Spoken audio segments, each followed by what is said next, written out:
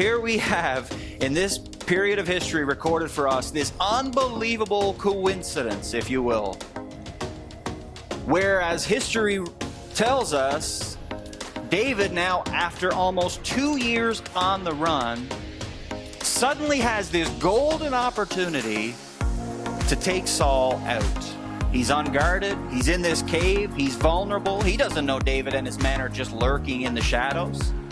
And David's own men encourage him to now take matters into his own hands. You can kill Saul right here.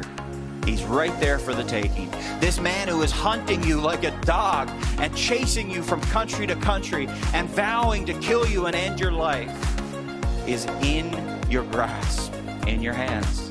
And for a moment, David considers it. And I probably would too, and maybe you would too. David thinks, maybe this is God's way of giving me a way out of this. And so he creeps up behind, sneaks up behind, if you use your imagination, and he manages to cut away a piece of his robe, unbeknownst to Saul. Maybe as a sign to say that I could have taken your life. Or maybe he was going to hold on to it as a trophy to brag about later to the men after he had taken his life. We don't know the purpose for why he does it.